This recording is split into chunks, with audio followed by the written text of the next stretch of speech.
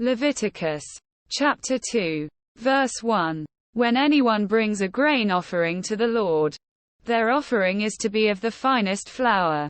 They are to pour olive oil on it, put incense on it.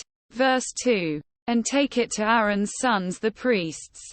The priest shall take a handful of the flour and oil, together with all the incense, and burn this as a memorial portion on the altar, a food offering, an aroma pleasing to the Lord. Verse 3.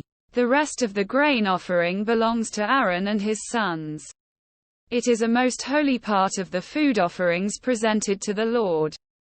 Verse 4. If you bring a grain offering baked in an oven, it is to consist of the finest flour, either thick loaves made without yeast and with olive oil mixed in, or thin loaves made without yeast and brushed with olive oil.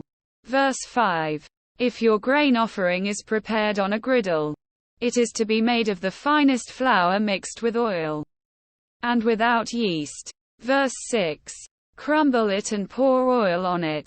It is a grain offering. Verse 7. If your grain offering is cooked in a pan, it is to be made of the finest flour and some olive oil. Verse 8. Bring the grain offering made of these things to the Lord.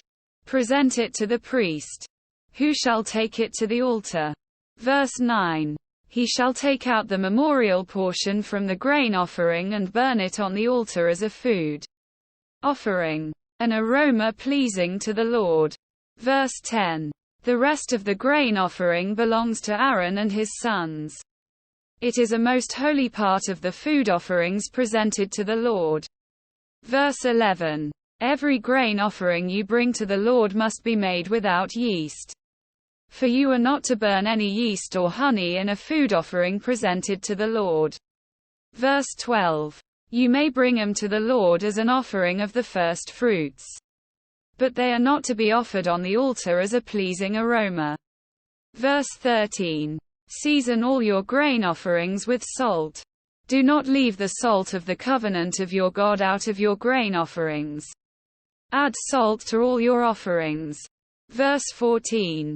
If you bring a grain offering of first fruits to the Lord, offer crushed heads of new grain roasted in the fire. Verse 15. Put oil and incense on it. It is a grain offering.